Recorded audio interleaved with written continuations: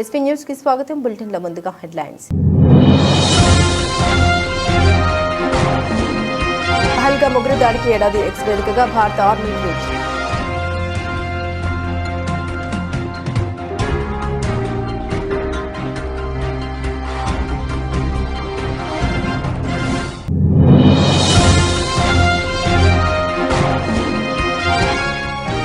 మూడు రోజుల భారత పర్యటనకు వచ్చిన దక్షిణ కొరియా అధ్యక్షుడు ఇరు దేశాల సంబంధాలు బలోపేతమయ్యే దిశగా పలు ఒప్పందాలు.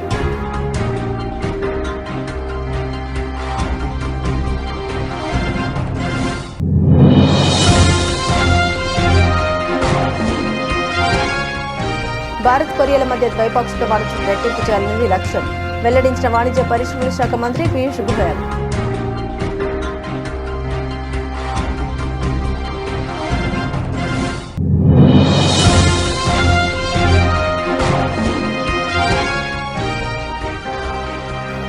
ఇండియా పోస్ట్ 16% బలమైన వృద్ధి సాధించింది స్పష్టం చేసిన కేంద్ర మంత్రి జ్యోతిరాదిత్య సింధియా.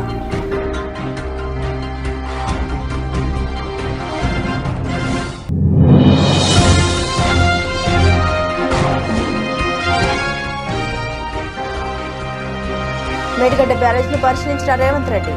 పనులపై మంత్రులు, ఎన్డీఏసీ నిపుణులు, ఇరిగేషన్ అధికారులతో సీఎం సమీక్ష.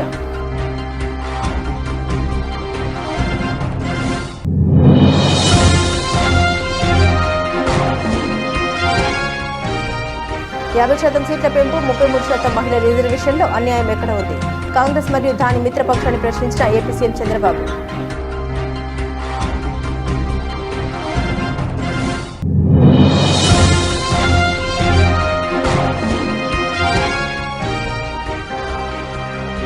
మేము అధికారంలోకి రాగానే హైడ్రాను పీకి చెరువులో పడేస్తాం. జగిత్యాల సభలో కేసీఆర్ కీలక వ్యాఖ్యలు.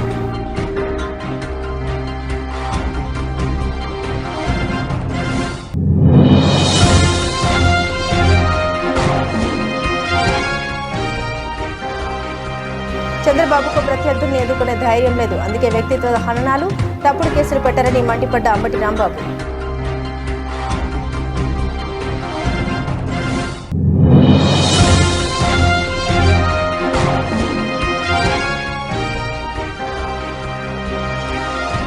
అప్పుడు బీఆర్ఎస్ కి, ఇప్పుడు కాంగ్రెస్ కి ఏటీఎంలో కాళేశ్వరం. బండి సంజయ్ సంచలన ఆరోపణ.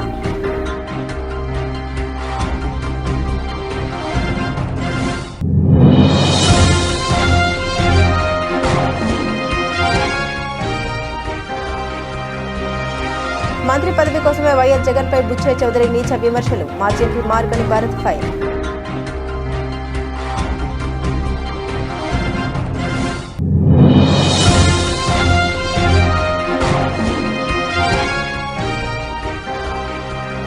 రాజా శివాజీ ట్రైలర్ విడుదల కార్యక్రమంలో దంపతుల భావోద్వేగం. భార్య సహకారం, తండ్రిని గుర్తు చేసుకుంటూ రితేష్ భావోద్వేగం.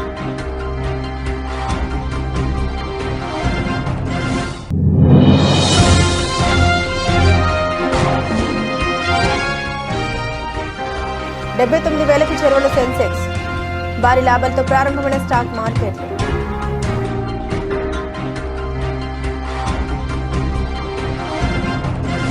అనంతనాగ్ జిల్లా పహల్గామ్ ఉగ్రదాడి ప్రపంచవ్యాప్తంగా సంచలనం సృష్టించిన సంగతి తెలిసిందే. ఈ దాడిలో ఓ స్థానికుడు సహా 25 మంది పర్యాటకులు ప్రాణాలని కోల్పోయారు. దీంతో భారత ఆపరేషన్ సింధూర్ చేపట్టి పాకిస్తాన్కు గట్టి బుద్ధినైతే చెప్పింది.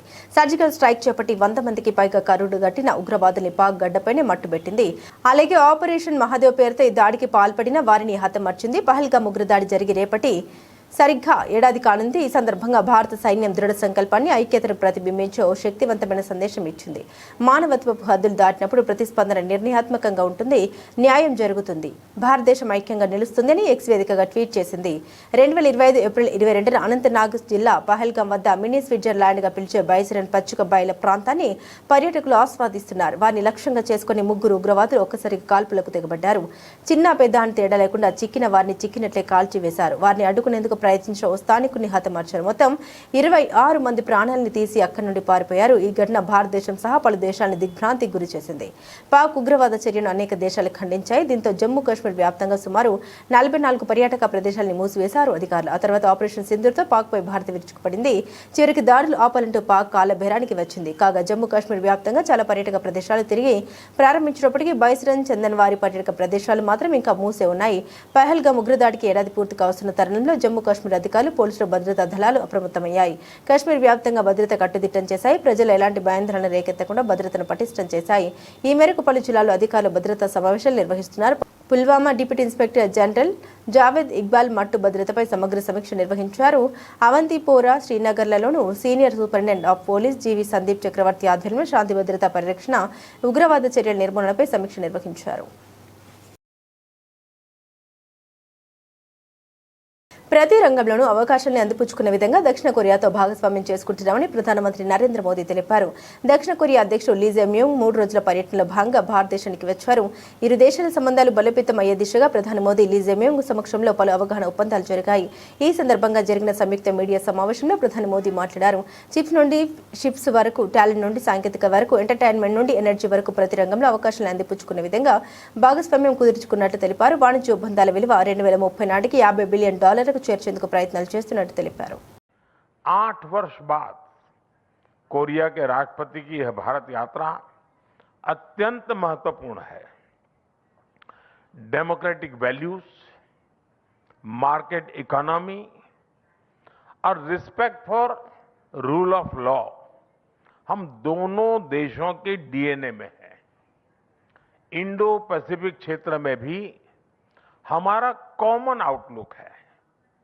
इन सब के आधार पर पिछले 1 दशक में हमारे संबंध अधिक गतिशील और व्यापक हुए हैं और आज प्रेसिडेंट ली की यात्रा से हम इस ट्रस्टेड पार्टनरशिप को फ्यूचरिस्टिक पार्टनरशिप में ट्रांसफॉर्म करने जा रहे हैं. हम चिप से लेकर शिप्स, टैलेंट से लेकर टेक्नोलॉजी, एनवायरमेंट से लेकर एनर्जी, हर क्षेत्र में सहयोग के नए अवसरों को साकार करेंगे और साथ मिलकर दोनों देशों की प्रोग्रेस और प्रॉस्पेरिटी सुनिश्चित करेंगे. భారత్ కొరియాల మధ్య ప్రస్తుతం ద్వైపాక్షిక వాణిజ్యం $27 బిలియన్ ఉందని, రాబోయే 4 ఏళ్లలో రెట్టింపు చేయాలనేది ఉమ్మడి లక్ష్యమని వాణిజ్య పరిశ్రమల శాఖ మంత్రి పీయూష్ గోయల్ అన్నారు. న్యూఢిల్లీలో జరిగిన భారత్ కొరియా బిజినెస్ ఫోరం ప్రారంభ సమావేశంలో ఆయన ప్రసంగించారు. This delta of opportunity from 4 trillion to 30 trillion in the next 2.5 decades provides a once in a lifetime opportunity for businesses to grow and look at bright prospects, particularly given the large, talented young population that India has, the aspirations of 1.4 billion Indians, the fact that we have a rapidly rising middle class with significant increase in their incomes, all of these make for very good destination for Korean investment, Korean manufacturing. Our bilateral trade is of course about $27 billion. We have been tasked by our 2 leaders, President and Prime Minister, that we should double this by 2030. That's 4 years. So we are looking at about 18% growth if we have to double it in the next 4 years. But I still believe that's not the true potential of this partnership. Given the size and scale of the opportunity, of the work that both countries are doing, the amount of effort that the leadership of the 2 countries is investing in this relationship, I think we need to focus on unlocking the next phase of this partnership.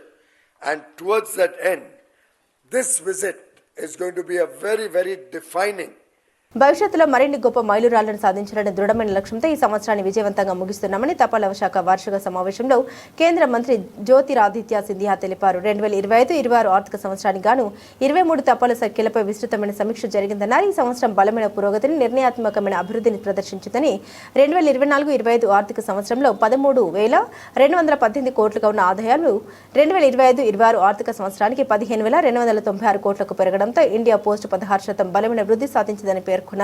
ఇది ఒక చారిత్రాత్మక మైలురాయిని అభిప్రాయపడ్డారు.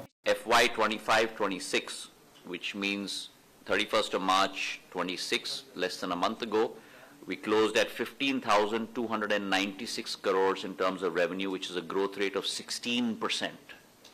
It's the first time probably that we've hit upwards of 15% in growth rate, probably in a long time in this department. So it has been a very historic year for the Department of Posts, and I'd like to once again congratulate and thank every single member of our family who has worked tirelessly to make this possible. As you're aware, we've also come out with 3 new products. We are looking at now increasing the penetration of many of our services, acquiring new customers, performing against very strict Six Sigma service level agreements with all our clients to post an even greater growth rate over the next fiscal year. And I'm glad to report that we had set a very stiff target for this year, knowingly, which was close to 17,000 crores. We've achieved almost about 87% of that target at 15,296 crores. And out of which 8 circles out of 23 have achieved greater than 90% of their target. 14 circles have Kaleshwaram ప్రాజెక్టుల redesign పేరుతో కేసీఆర్ హయాంలో అవినీతికి పాల్పడ్డారని తెలంగాణ ముఖ్యమంత్రి రేవంత్ రెడ్డి ఆరోపించారు. కాళేశ్వరం ప్రపంచంలోనే అద్భుతమని మాజీ CM KCR అన్నారని పేర్కొన్నారు. మేడిగడ్డ బ్యారేజీని పరిశీలించి ఇరిగేషన్ క్యాంపు కార్యాలయంలో మంత్రులు, ఎన్డీఎస్ఏ నిపుణులు, ఇరిగేషన్ అధికారులతో సీఎం సమీక్ష సమావేశం నిర్వహించారు. మేడిగడ్డ అన్నారం, సుందిళ్ల లోపాలపై ఎలా ముందుకెళ్లాలో స్పష్టత వచ్చిందని సీఎం రేవంత్ రెడ్డి పేర్కొన్నారు. సమస్యను అర్థం చేసుకోవడమే సగం పరిష్కారమని చెప్పుకొచ్చారు. సమస్యను పూర్తిగా అర్థం చేసుకున్నాకే అధికారులు పనులు ప్రారంభించాలని ఆదేశించారు. సేకరించిన శాంపిల్స్ రిజల్ట్కు అనుగుణంగా పనులు చేపట్టాలని సూచించారు. ఎన్డీఎస్ఏ మార్గదర్శకాలకు అనుగుణంగా ముందుకు వెళ్లాలని సూచించారు. వేల కోట్ల రూపాయలు 1,50,000 కోట్ల రూపాయల అంచనాలతోటి ఇప్పటికే 1,00,000 కోట్ల రూపాయలు కాంట్రాక్టర్లకు చెల్లించడం జరిగింది. ఈ ప్రాజెక్టుల మీద 1,00,000 కోట్లు ఖర్చు పెట్టిన కాళేశ్వరం ప్రాజెక్టు ఇప్పటి వరకు 1,00,000 ఎకరాలకు కూడా నీళ్లు ఇవ్వలేకపోయినాము. ఇప్పటి వరకు 2019లో ప్రారంభించిన ప్రాజెక్టు 2023 వరకు 162 టీఎంసీలను మాత్రమే ఇందులో నుంచి లిఫ్ట్ చేయడం జరిగింది. 20 టీఎంసీలు ఎవాపరేట్ అయిపోయినాయి. 32 టీఎంసీలు శ్రీపాద ఎలంపల్లి నుంచి మళ్ళీ కింది సముద్రంలోకి వదలాల్సిన పరిస్థితి. సో కాళేశ్వరం మీద 1,00,000 కోట్ల రూపాయల ఖర్చు పెడితే ఇప్పటి వరకు నికరంగా 1,00,000 ఎకరాలకు కూడా నీళ్లు ఇవ్వలేకపోయినాము. అట్లని 1,00,000 కోట్లు ఖర్చు పెట్టిన ప్రాజెక్టును గాలికి వదిలేసే పరిస్థితి లేదు. వదిలితే ఒక భారము, పునర్నిర్మిస్తే ఇంకొక భారం. కానీ ఇందులోనే అన్ని చర్చలు చేసి వీటన్నిటిని కూడా రిపేర్ చేసుకుని మళ్ళీ ఈ తెలంగాణ ప్రాంతానికి నీళ్లు అందించడానికి అవసరమైన పనులు చేయాలని చెప్పి ఈ రోజు మేము నిర్ణయం తీసుకున్నాం. దాంట్లో భాగంగానే పొలిటికల్ విజిట్ కాదు, ఎక్స్పర్ట్స్ విజిట్. ఎక్స్పర్ట్స్ విజిట్ లో పొలిటికల్ ఎగ్జిక్యూటివ్స్ మేమందరం ఇన్వాల్వ్ అయినాం. ఆ ప్రభుత్వం అధికారంలో ఉన్నప్పుడే ప్రాజెక్టులో సమస్యలు రాగానే ఎన్డీఎస్ఏ పర్యటించి 2023 నవంబర్ 1 తారీఖు నాడు ప్రాథమిక నివేదిక ఇచ్చింది. డిజైన్లలో లోపం ఉంది, నిర్మాణంలో లోపం ఉంది, నాణ్యతలో లోపం ఉంది, నిర్వహణలో కూడా లోపం ఉంది. కాబట్టి దీన్ని పూర్తి స్థాయిలో సాంకేతికంగా విశ్లేషించిన తర్వాతనే ముందుకు వెళ్తాం. ఈ ప్రాజెక్టులలో నీళ్లు నింపడం కూడా ప్రమాదకరము అని చెప్పి ఎన్డీఎస్ఏ మొట్టమొదటి నివేదిక చంద్రశేఖరరావు గారు ముఖ్యమంత్రిగా ఉన్నప్పుడే ఇచ్చింది. అప్పుడు కూడా ఎదురుదాడి చేసిండ్రు తప్ప తక్షణమే చర్యలు తీసుకోవడానికి ప్రయత్నం చేయలే. ఆ తర్వాత విజిలెన్స్ అండ్ ఎన్ఫోర్స్మెంట్ నివేదిక ఇచ్చింది. ఆ తర్వాత ఎన్డీఎస్ఏ పూర్తి స్థాయి నివేదిక ఇచ్చింది. ఆ తర్వాత కాంగ్రెస్ పార్టీ అధికారంలోకి వచ్చిన తర్వాత విచారణకు జ్యుడిషియల్ కమిషన్ ఇస్తే పీసీ ఘోష్ గారు 645 పేజీల రిపోర్ట్ సవివరంగా ప్రభుత్వం వైపు నుంచి పొలిటికల్ ఎగ్జిక్యూటివ్ చేసిన తప్పులు, ఎగ్జిక్యూటివ్ ఆఫీసర్స్ చేసిన తప్పులు, నిర్మాణ సంస్థ చేసిన తప్పులు, ఇందులో అంచనాలను పెంచి ఏ విధంగా దోసుకున్నారు సంపూర్ణంగా నివేదిక ఇచ్చింది. ఏ రాష్ట్రం కూడా సీట్లను కోల్పోదని ప్రధాని మోదీ స్పష్టం చేశారని ఏపీ సీఎం చంద్రబాబు అన్నారు. తమిళనాడు ఎన్నికల ఎన్నికల ప్రచారంలో భాగంగా చంద్రబాబు మీడియాతో మాట్లాడారు. 50% సీట్ల పెంపు, 33% మహిళా రిజర్వేషన్, ఇందులో అన్యాయం ఎక్కడ ఉందని కాంగ్రెస్ మరియు దాని మిత్రపక్షాన్ని ప్రశ్నించారు. అలాగే డబుల్ ఇంజన్ సర్కార్ బుల్లెట్ వేగంతో అభివృద్ధి చేస్తుందని ఈ సందర్భంగా ఆయన పేర్కొన్నారు. కేంద్రం అనేక పథకాలను దక్షిణాది మెట్రో నగరాలను కలిపే హైస్పీడ్ రైళ్లను అభివృద్ధికి సరిపడా నిధుల్ని అందించిందని తెలిపారు.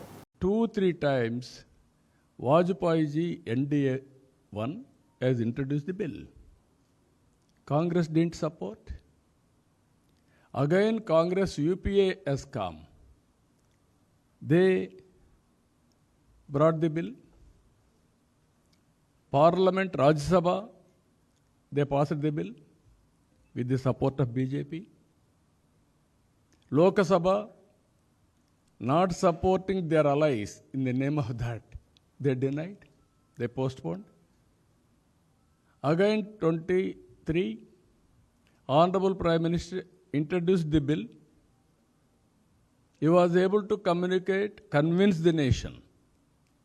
With that pressure, they are able to pass the bill. Again, Honorable Prime Minister wanted to prepone in execution. That bill is very clear. After the census, then only delimitation. Even we have to keep in mind, even 2001 delimitation bill has brought. At that time, Vajpayee was the Prime Minister. South India population compared to North India is reducing. If you go to 91 census, we should have lost seats. He made it very clear. Every state will have standard, same. గ్రామ పంచాయతీల్ని నాశనం పట్టించారని, మున్సిపాలిటీలను మురికి కూపంగా పట్టించారని కాంగ్రెస్ పాలనపై BRS అధినేత కేసీఆర్ మండిపడ్డారు. మరి ఏం చక్కగుందని ప్రశ్నించారు. అందుకే కాంగ్రెస్ పోవాలి, బీఆర్ఎస్ రావాలని జీవన్ రెడ్డి వంటి సీనియర్ నాయకులు అంటున్నారని తెలిపారు. వాళ్ళ నోటి నుండి వట్టిగానే ఆ మాట వస్తుందా, బాధ్యత లేకుండానే వస్తుందా అని ప్రశ్నించారు. ఏం చూసినా చక్కగా లేకపోతే పొద్దున్న లేస్తే దోపిడీ తప్ప ఇంకోటి లేకపోతే ఎందుకు ఈ పరిస్థితి వస్తుందని అడిగారు. హైదరాబాద్లో హైడ్రా ఉందని, నిజామాబాద్కు నిద్ర తీసుకొస్తామని పీసీసీ ప్రెసిడెంట్ ఒకరు చెబుతున్నారని మండిపడ్డారు కేసీఆర్. రేపు జగిత్యాలకు జిడ్రా అంటాడని సెటర్ వేశారు. మీకేం కావాలి, పేదల్లో కొంపలు కూల్చడమేనా అని ప్రశ్నించారు కేసీఆర్. హైడ్రాని తెచ్చిపెట్టింది. దానికి ఆ హైడ్రాకు ఆ పీసీసీ ప్రెసిడెంట్ అని ఉంటాడు ఆయన, కాంగ్రెస్ కమిటీ అధ్యక్షుడు. ఆయన నిజామాబాద్లో పోయి చెప్తుండు, హైదరాబాద్లో హైడ్రా, నిజామాబాద్ కూడా తెత్తం బిడ్డ, నిజామాబాద్లో నిడ్రా, రేపు జగిత్యాలలో కూడా జిడ్రా అంటాడు. ఇక అది ఏం కావాలి, మొత్తం పేదల కొంపలన్నీ కూల్చుడేనా? కేసీఆర్ రాజ్యానికి వచ్చినప్పుడు 3.5 లక్షల మందికి పేదలు ఎక్కడ ఉన్నారో అక్కడనే పట్టాలు ఇచ్చినాం. వాళ్ళని ఆగం చేయకుండా పాపం గరీబోళ్ళు 3.5 లక్షల కుటుంబాలకు హైదరాబాదు చుట్టుపక్కల వేరే పట్టణాల్లో కూడా పట్టాలు ఇచ్చిన వాళ్ళని బతకనిచ్చినాం. ఇలా ఏం కూలగొట్టుడు అది? పుస్తకాలు కూడా తీసుకుని పోరాటాలు చదువుకునేటి అంతే గిరితమా? నేను ఒక్కటే మాట మనవి చేస్తా ఉన్నా, గ్యారంటీగా బీఆర్ఎస్ గవర్నమెంట్ వచ్చేది ఖాయం. మొట్టమొదటి రోజుల్నే ఈ హైడ్రా అంటోని ఎత్తి అవతల వరేస్తామని చెప్పి నేను మనవి చేస్తా ఉన్నా. తీసేయన్నా దాన్ని, హైడ్రాని తీసేయనన్నా? పక్క మాటనా? మళ్ళా మొదలు పెట్టిరా, ఇక జరాగు, 5 నిమిషాలది అయిపోతుంది. హైడ్రాని పీకేసి మొదటి సంతకంతోనే తీసి చెరువులో వాడేస్తాం దాన్ని. ఇప్పుడు మనం చేయలేం, 46,000 చెరువులు మంచిగా చేసినాం. ఏమన్నా గుడిసె కూడా కొలగొచ్చామా, ఇల్లు కూడా వచ్చామా? ఇదేమి ఇచ్చేంతరం నాకు అర్థం కాదు. మూసి అని దాని ఎంబడి వాడారు, దానికి ఆడ గరీబులు ఉంటారు పాపం. మూసి ఎంబడిన గరీబులను వాళ్ళని ఏమి ఏడిపించడు? పొద్దున్న లేతే వాళ్ళు నిద్ర పోకుండా, వాళ్ళ కంటి మీద కొనుక్కు లేకుండా. అది ఎవరు చేసే ప్రాజెక్ట్ అయ్యేది కాదు, పీకేది అవుతుందా? 15,000 ఇల్లు కూడా కొడతారట. ధర్మమేనా అది? ఈ రకంగా ఇప్పుడు పనికి మాలిన హైడ్రా తెచ్చి మూసి అది చెయ్యాలి, మూసి మంచిగా చేయాల్సిందే, బద్దనేవాడు అన్నాడు. అన్ని వేల ఇల్లు కూడా కొట్టడం ఎందుకు నాకు అర్థం కాదు. అలా ఏం లేదు, భూములు కబ్జా పెట్టే రియల్ ఎస్టేట్ దందా తప్ప దానిలో ఏం లేదు. మూసి ప్రజల కోసం కాదు, నగర ప్రజల కోసం కాదు, ఈజీగా చేయగలిగిన దాన్ని, మామూలుగా చేయగలిగిన దాన్ని నాశనం బట్టి దానికి కథం పడతా ఉన్నా. ఏది చూసినా కూడా ఒక రకమైన దోపిడీ, ఒక రకమైనటువంటి గుండాగిరి అరాచక వ్యవస్థతో ముందుకుతున్నారు తప్ప ప్రజా సంక్షేమాన్ని కాంక్షించి ఒక్క స్కీమ్ కూడా రాలే. వైఎస్ఆర్సీపీని రాజకీయంగా ఎదుర్కొనే ధైర్యం లేక చంద్రబాబు వ్యక్తిత్వ హననం, తప్పుడు కేసులు, అనుకూల మీడియా సహాయంతో దుష్ప్రచారాలకు దిగుతున్నారని వైఎస్ఆర్సీపీ నేత మాజీ మంత్రి అంబటి రాంబాబు ఆక్షేపించారు. ఎప్పుడు పూర్తవుతుందో తెలియని అమరావతి కోసం లక్షల కోట్లు పెట్టేందుకు సిద్ధమైపోతున్నారని, అన్ని విధాలా మంచిదైన మావిగన్ ప్రతిపాదన చేస్తే మాత్రం ట్రోలింగ్ చేయిస్తున్నారని మండిపడ్డారు.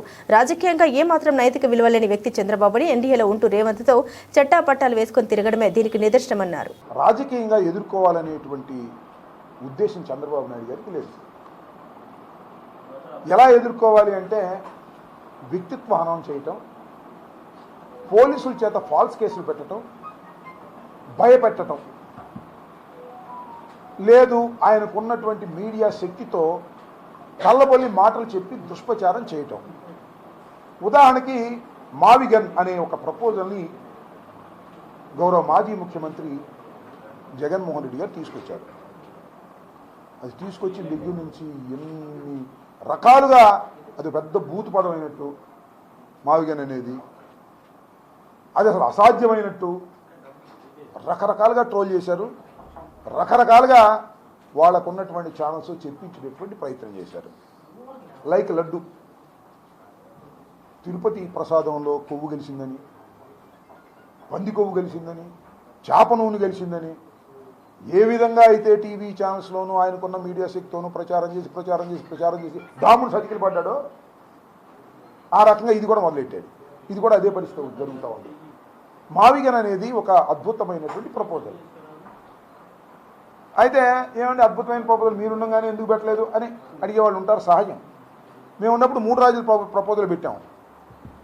దాన్ని అడిదిప్పి చాలా మేనేజ్ చేసి అది కాకుండా చేశారు. ఓకే, అది ఎప్పటికైద్దండి నాకు తెలియగలుగుతాను. అమరావతి ఎంతకైద్ది? అమరావతి ఎప్పటికైద్ది? అమరావతి అసలు నేను నాకు తెలియగలుగుతా.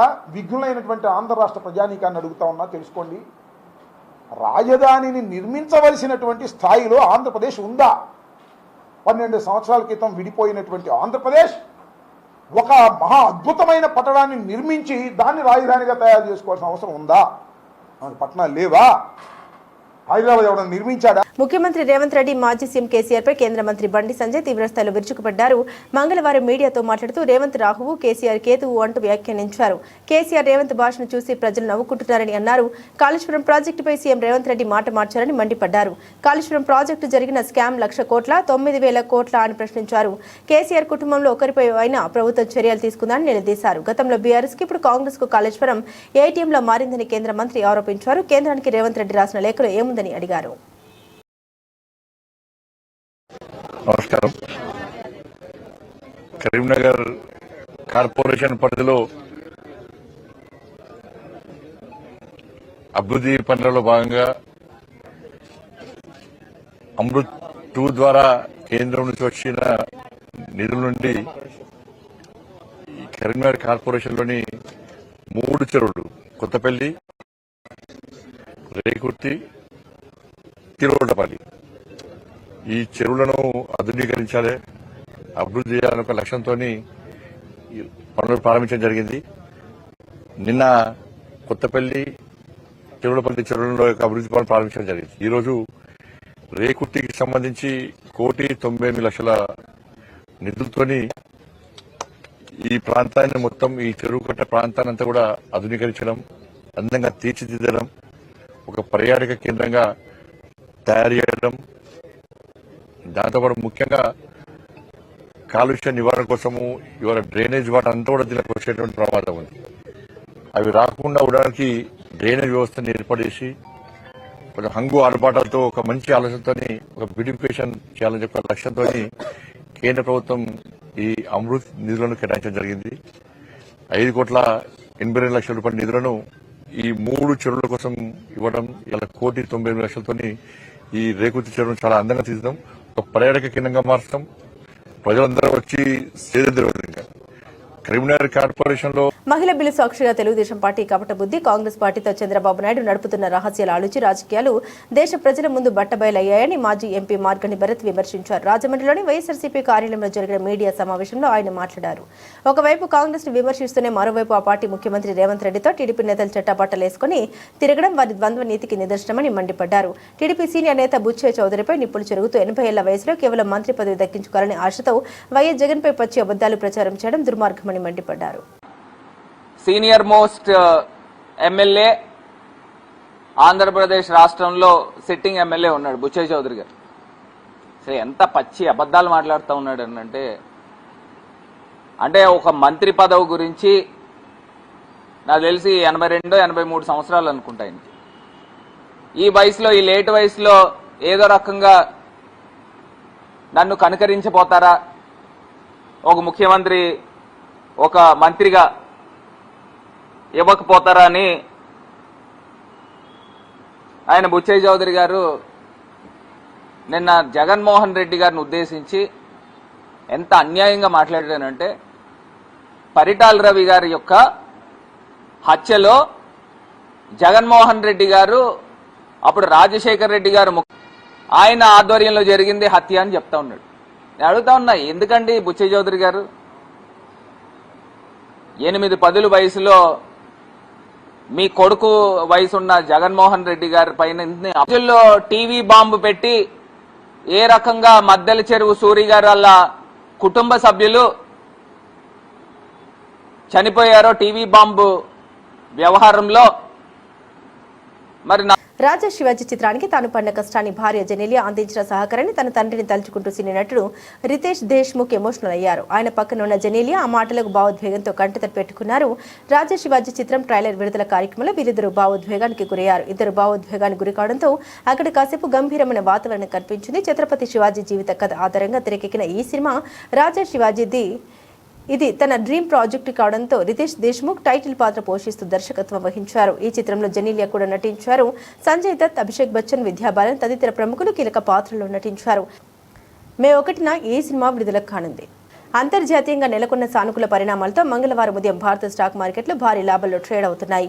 అమెరికా, ఇరాన్ మధ్య శాంతి చర్చలు జరగవచ్చన్న ఆశలు, అంతర్జాతీయంగా ముడి చమురు ధరలు తగ్గడం వంటి అంశాలు మార్కెట్ సెంటిమెంట్ ను బలపరిచాయి. దీంతో సూచీలు పరుగులు పెట్టాయి. సెన్సెక్స్ చారిత్రాత్మక 79,000 మార్కుకు అత్యంత చేరువలో కదలాడుతుంది. ట్రేడింగ్ ప్రారంభమైన కాసేపటికే సెన్సెక్స్ 445 పాయింట్లు లాభపడి 78,966 వద్ద ఇంట్రాడే గరిష్ట స్థాయికి చేరుకుంది. నిఫ్టీ కూడా 118 పాయింట్లు పెరిగి 24,483 వద్ద ట్రేడ్ అయింది. రంగాల వారీగా చూస్తే reality, private bank, metal, consumer durables షేర్లలో కొనుగోలు జోరు కనిపించింది. అయితే SBI life, HDFC life, Infosys, doctor Reddy's వంటి కొన్ని షేర్లు నష్టాల్లో పయనించాయి.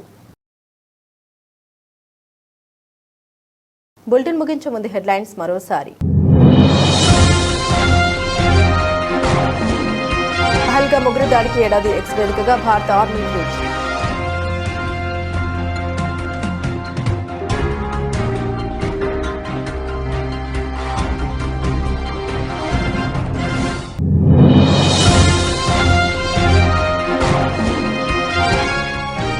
మూడు రోజుల భారత పర్యటనకు వచ్చిన దక్షిణ కొరియా అధ్యక్షుడు.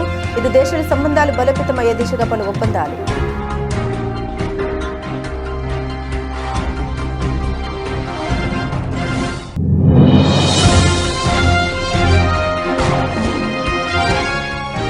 భారత్ కొరియాల మధ్య ద్వైపాక్షిక వాణిజ్యం రెట్టింపు చేయాలన్నది లక్ష్యం వెల్లడించిన వాణిజ్య పరిశ్రమల శాఖ మంత్రి పీయూష్ గోయల్.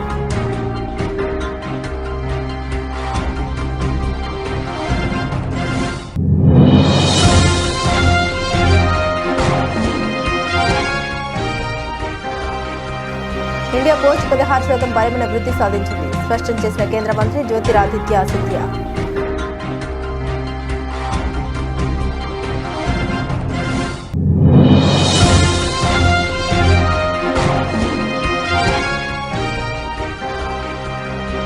మేడిగడ్డ బ్యారేజ్ను పరిశీలించిన రేవంత్ రెడ్డి. పనులపై మంత్రులు, ఎన్డీఏసీ నిపుణులు, ఇరిగేషన్ అధికారులతో సీఎం సమీక్ష.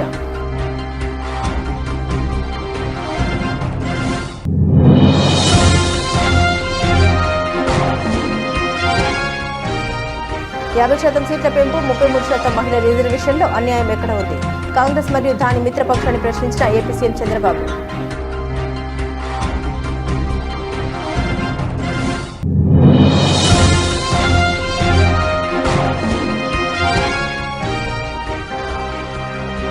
మేము అధికారంలోకి రాగానే హైడ్రాను పీకి చెరువులో పడేస్తాం. జగిత్యాల సభలో కేసీఆర్ కీలక వ్యాఖ్యలు.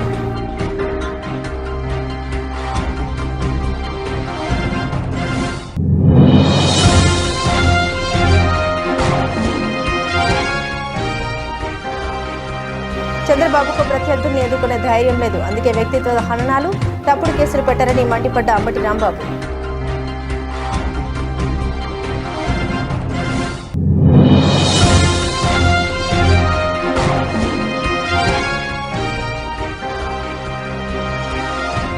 అప్పుడు బీఆర్ఎస్ కి ఇప్పుడు కాంగ్రెస్ కి ఏటీఎంలో కాళేశ్వరం. బండి సంజయ్ సంచలన ఆరోపణ.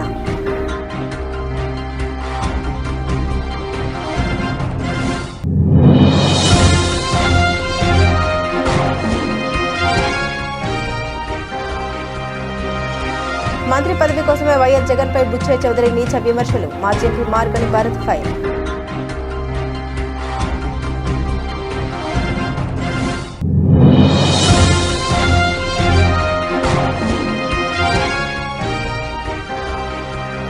రాజా శివాజీ ట్రైలర్ విడుదల. కార్యక్రమంలో దంపతుల భావోద్వేగం. భార్య సహకారం, తండ్రిని గుర్తు చేసుకుంటూ రితేష్ భావోద్వేగం.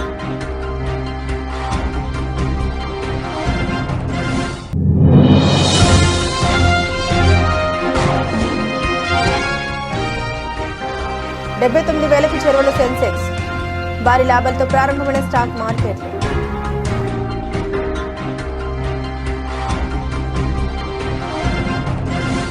ఇవి బులెటిన్లోని విశేషాలు. తిరిగి మరో బులెటిన్తో మళ్ళీ కలుసుకుందాం. అంతవరకు సెలవు. నమస్కారం.